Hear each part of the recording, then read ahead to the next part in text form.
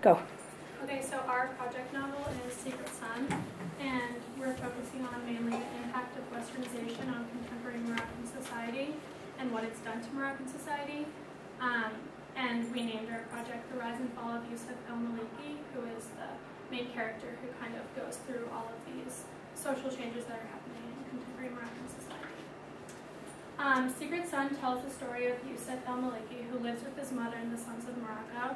At age 19, he discovers his real name is actually Youssef Al-Nini, and he is the illegitimate son of a wealthy Moroccan businessman. Suddenly, Youssef feels his dreams are within reach once he finds his father, but he soon realizes that that is not the case. So our thesis is the author, sorry, I struggle with the pronunciation for all these things, but Laila Lalami. so she demonstrates that contemporary Moroccan society's effort to balance traditional ways with Western influence has resulted in unintended social consequences, such as unequal distribution of wealth, backlash from religious extremists, and limited freedom for women. Okay, so we're going to go over all the main characters. Youssef is our primary protagonist. He's a young man in Hayam Najat, which is a slum in the outskirts of Casablanca. He's 19, he's going to university, and he's basically trying to live the dream, trying to move up in the world.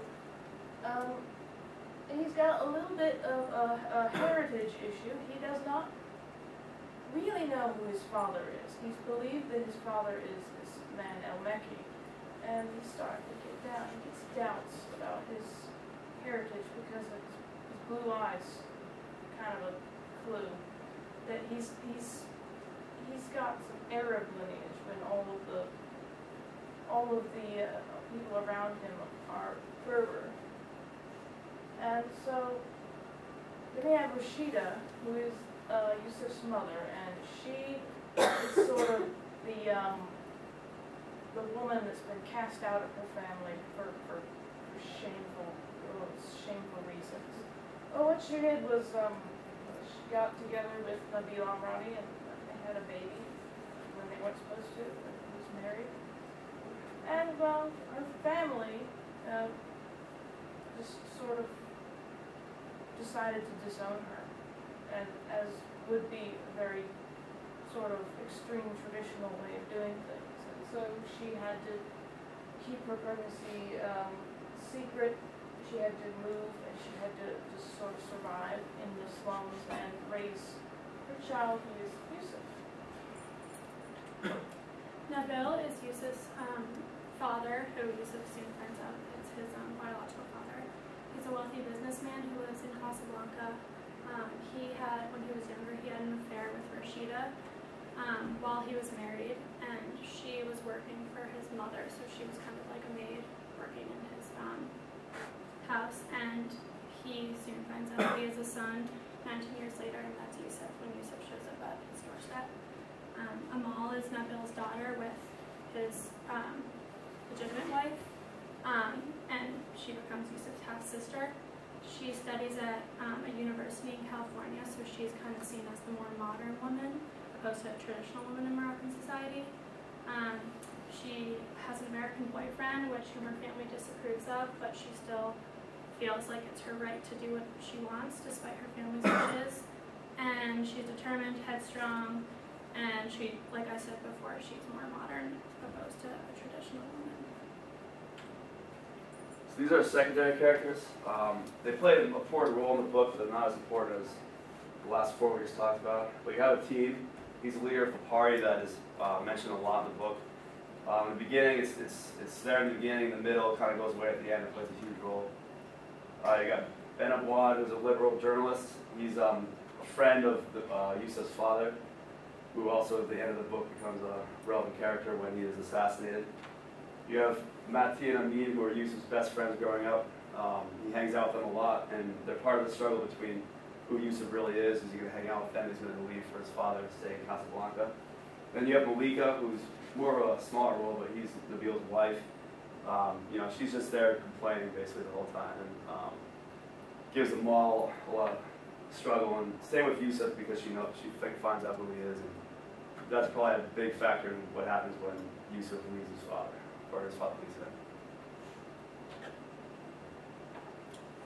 Well, the story is set in Morocco, and specifically in Casablanca, which is one of the wealthiest and more, I don't know, gentrified settings, sort of the more touristy place. It's sort of geared up for visitors and other countries, and it's very multicultural in the main wealthy areas. But Nabil lives in these wealthy areas, the central region of Casablanca, and it's very rich. But there's also just sprawling slums all around the outside of the center tourist destination part of Casablanca. It's just, and Ayam Najat would be one of them. It is a real place. It's very much like what it's described in the book, with the no indoor running water, no very little electricity. I think since the book was written, there might have been some social work programs to install running water or electricity in parts of this neighborhood. And yeah, most of the buildings are not what you would call structurally sound or safe. They're sort of set up to deal with the elements as they are. Here are an overview of our key issues that we focus on, mainly in the novel and that relate to Moroccan society today. The social conditions, the growing gap between the privileged versus the impoverished. That's a major issue because there's such a gap between them that the Moroccan society can't really pay attention to the impoverished. It's more just about how to better the percent of people that are already living in wealth. Also the politics with the clash between traditional and contemporary values, which have been brought in by westernized ideas and modern ideas. The conservative Islamic fundamentalists versus secularists in society that go against each other and create a lot of turmoil in everyday life in Morocco. Contemporary Morocco's attempt to balance this Western influence with traditional ideas has, like I said, created a lot of turmoil, and the people that suffer from this turmoil are the citizens that live in society, such as Yusuf, his mother, the rest of the characters in the novel.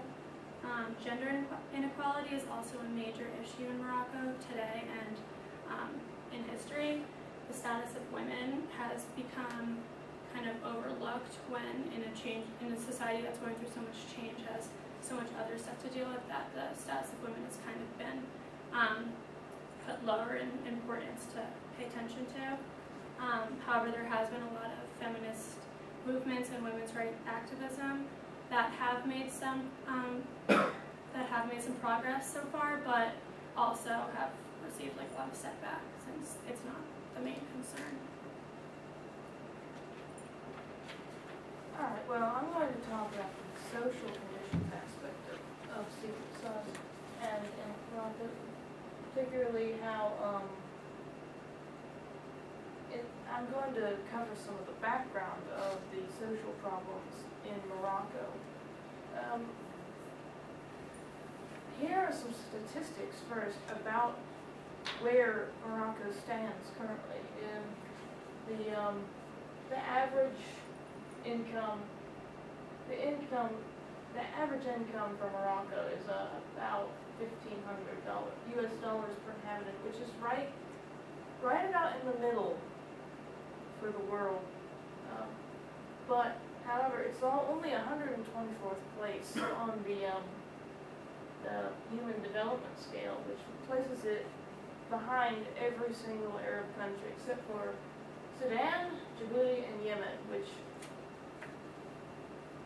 how many of you have heard of Djibouti at all? We've heard of Sudan, Yemen, and they're pretty much on the news for terrorist attack reasons. It is one of the last remaining Arab monarchies. It might actually be the only Arab monarchy still in existence. It's religiously, it's homogeneous. It's 98% Sunni Muslim, but they're definitely not all the same ideology within that group. It's basically, they're all classified as Sunni Muslim, but there are more extreme and less extreme groups within that percentage. The literacy rates are quite low as across the country as a whole, but particularly among women, and I think currently it's estimated that 5.5 out of every 10 women are literate, but the others don't get any kind of literacy education at all. And part of the difference between the privilege and the poverty shows with when you compare the urban population's public systems to the rural population. In the urban populations, 90% of the houses are connected to the main power supply and main water supply. But in rural areas and outlying areas, only 43%.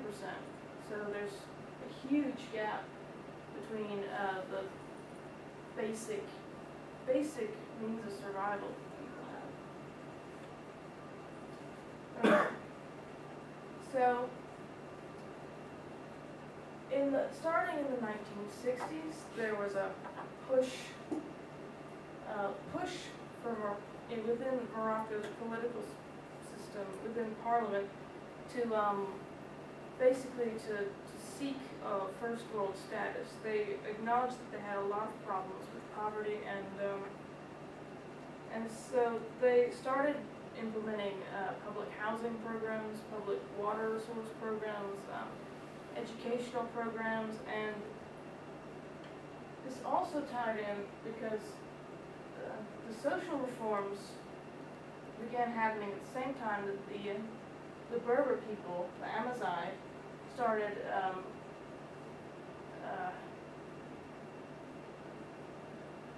agitating basically to be recognized as a legitimate population within Morocco. And formerly they were pretty much ignored.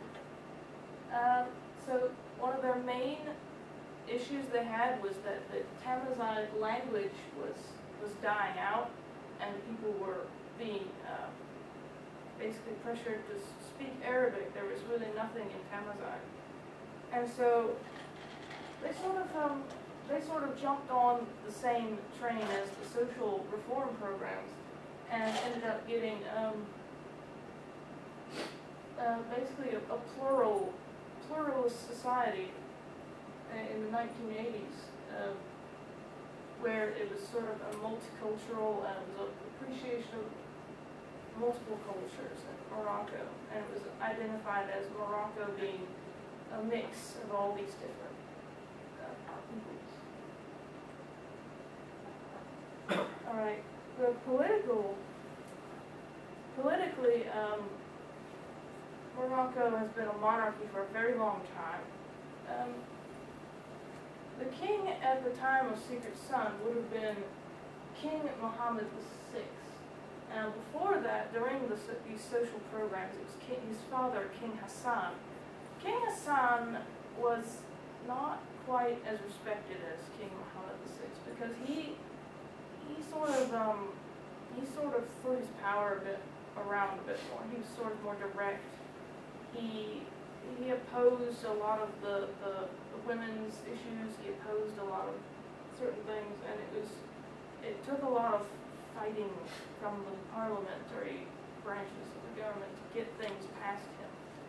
But in 1999, King Mohammed VI's son was crowned, and the kings of Morocco get their power because they're considered part of the lineage of Muhammad the Prophet. And his title is Commander of the Faithful, so he's a religious leader as well as the holder of all the political power. And I find this interesting because at no point in Secret Son is the king really mentioned in any depth. People are mostly blaming Parliament for the lack of good living conditions and the lack of rights and the increasing fact that they blame everything on Parliament, everything on the business leaders, and the king is not even mentioned. And this is probably because he's largely untouchable. He's the descendant of Muhammad. You can't really argue with him that much. But he's also been more of a proponent of these social reforms, and he's actually been really proactive. You're halfway through your time, so you're 16 minutes already.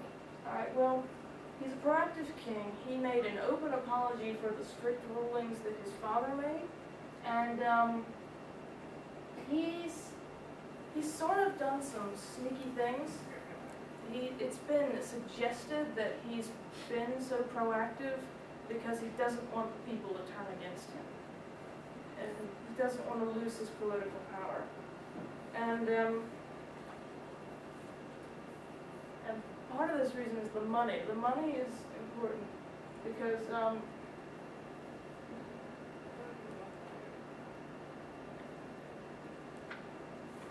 move on. You. All right. Well, tourism is part of the Secret Son that really shows the difference between the privileged and the impoverished.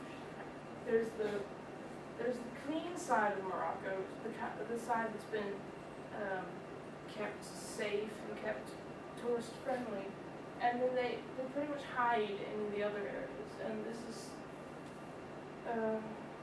interesting how Yusuf encounters both sides, and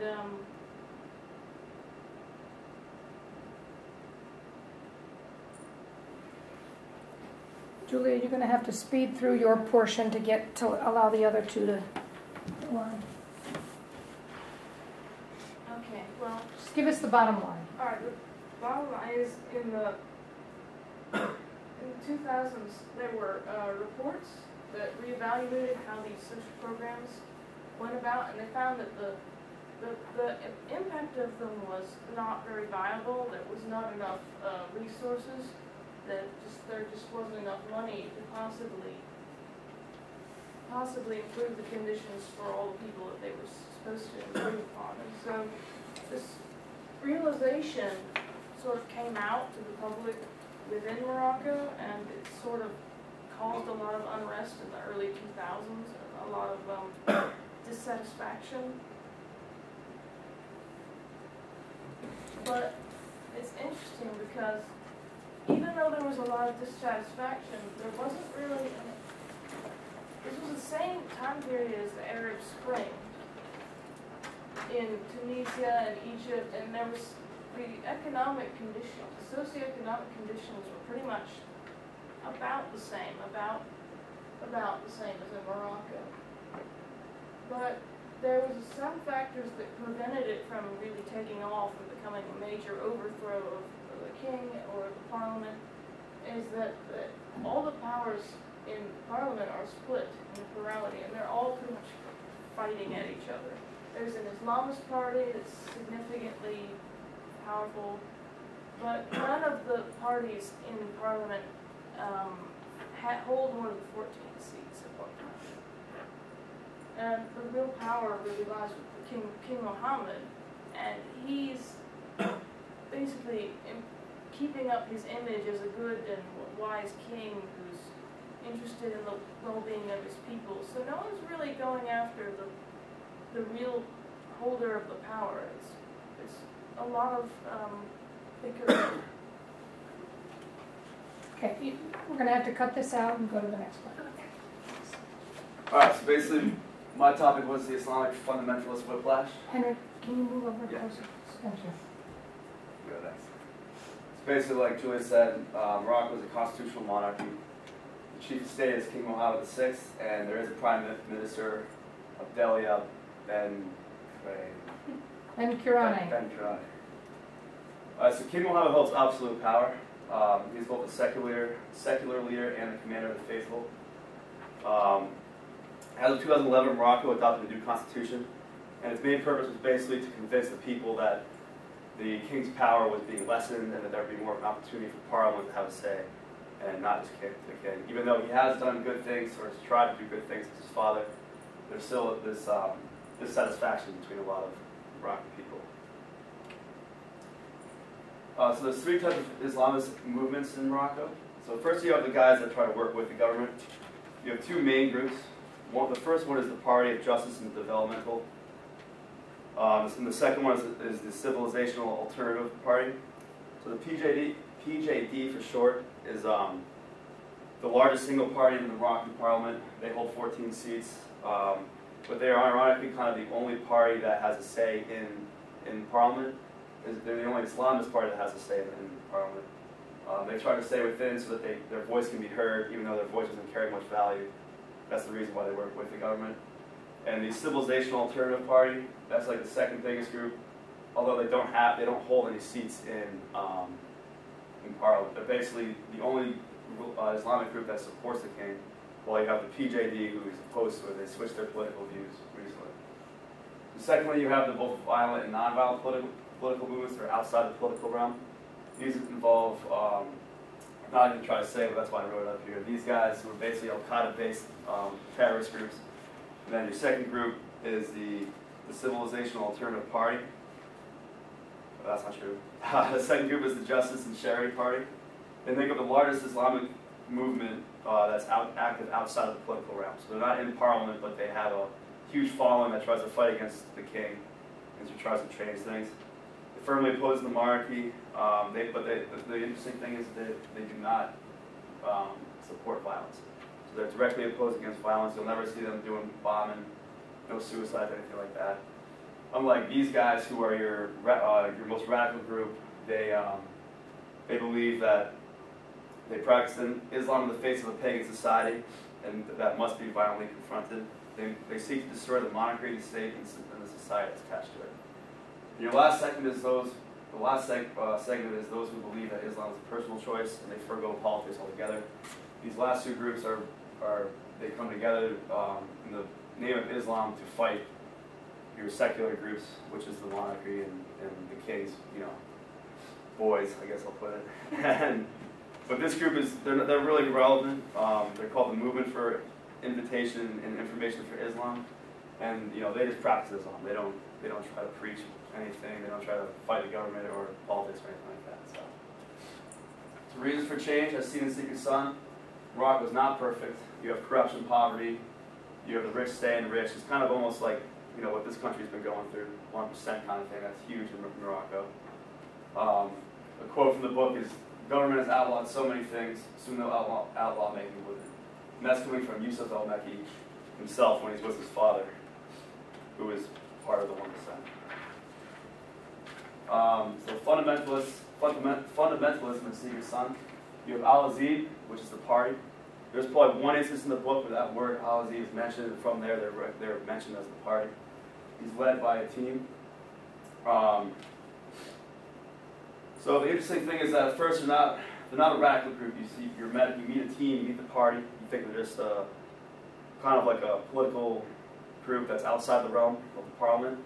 But you soon realize that they help out. They take over their headquarters used to be a theater. They help out Yusuf. They help out his friends for medical reasons and whatnot. And then by the end of the book, you see the team come to Yusuf and radicalize him. Yusuf goes through a lot of things that make him unhappy. And from there on, it's just chaos. But their main motto is power to the people, through God, with God, and by God.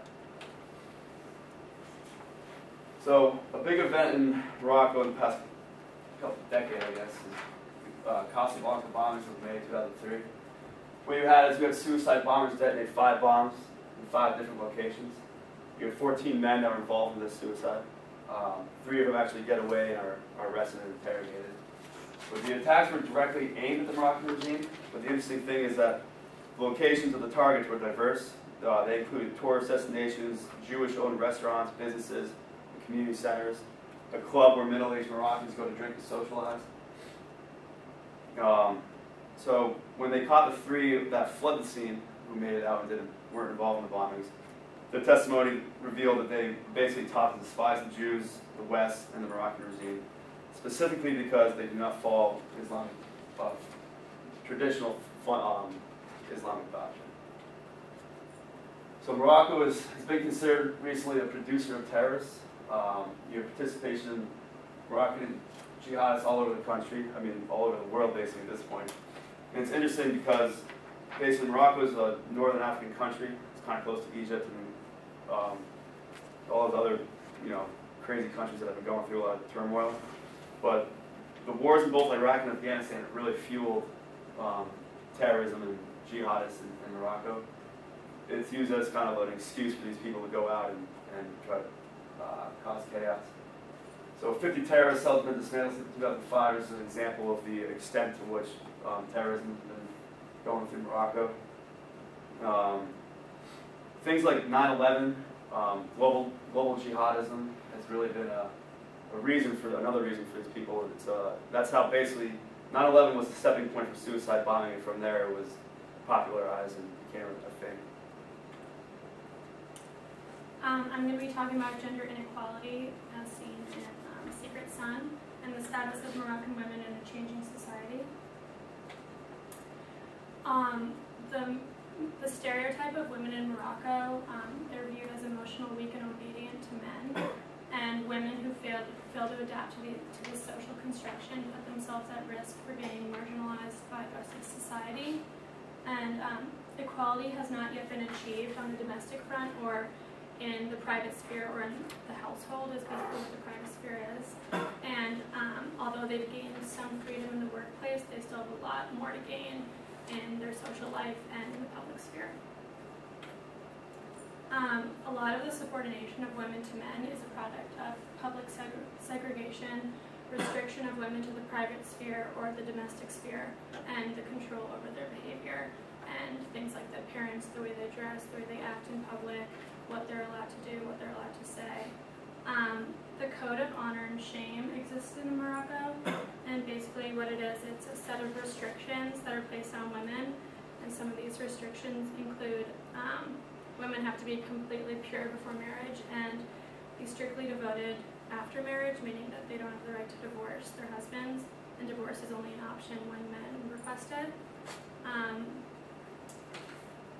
The separation between the public and private sphere describes the separation of men and women's social lives, where women exist on the domestic front, where they raise children, tend to household duties, while men live in the public sphere of politics, where they deal with trade and religion and other political issues.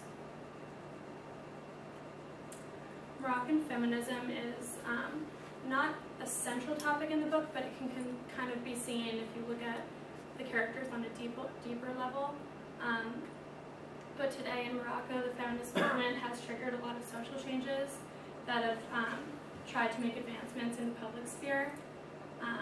Feminist ideas have inserted themselves into the public sphere, and women continue to try to get their voices into the public spheres where men have the control to make the changes. And the feminist movement has been a major contributor to feminization of a previously male-dominated society. There's a personal status code known as the Madawana, and basically what the Madawana is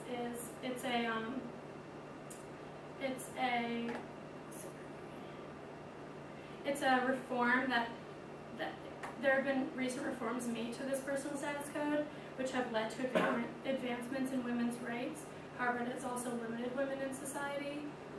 Some of the most recent reforms made have taken place between 2000 and 2004, and they were successful in dealing with issues concerning women's rights that have been previously ignored in the 1990s. One of these reforms included the right for women to marry without having to get permission from their family or the men in their family. Also, the family reforms of 2004 is another example of recent legislation and in regards to women's rights. And the reformation included the right for women to divorce limits on polygamy, which is men having the choice to have more than one wife. And also, it raised the minimum age of women to marry from 15 to 18, so that was a huge advancement for women. And it also furthered the feminist movement as a whole and opened other doors to making further progress of the movement. And unfortunately, despite recent reforms that have been made, women still feel that they have a long way to being equal to men. Many traditional orders remain untouched, such as the inheritance section of the family code, which states male relatives receive double the inheritance of women. So that's just an example of how women are kind of put under men, as it's written in law as well as in social life. It's also difficult when women themselves are the ones who are reluctant to change, and that's a product of a sort of brainwashing of women feeling like they're under the control of men, and if they were to stray away from these traditional values, then they will just be shut out by society completely. And although they know that they're subordinate to men, they feel like that's the way it's supposed to be. Although there has been limited progress made, there is more and more pressure for reform and change, and there's a demand for the protection of women, and it's becoming a central topic of concern in the public sphere, which is a big deal because the public sphere is where things, where the control to change occurs. It's been said that the best strategy for advancing women's rights is to focus on reforming existing laws, such as the Personal Code, a family law, and the Madawana, because that offers the most effective possibility of change since they're already set in law and people are already accustomed with what the law states in terms of those reforms. And although Morocco has experienced major strides towards advancing women's rights, there is still a lot of room for improvement. And this is just a picture I thought that kind of tied everything together. These women are actually in the workforce and they have a place in the public sphere. However, they still feel like although the law says they can play a role in the public sphere, in their social lives they're completely restricted from having an actual role, having any say in what goes on. So, in conclusion, Secret Sub depicts the life of a Moroccan youth who struggled to find himself while facing a number of conflicts that arise. So there's a growing gap between the rich and the poor, traditional versus Western influence, and gender inequality.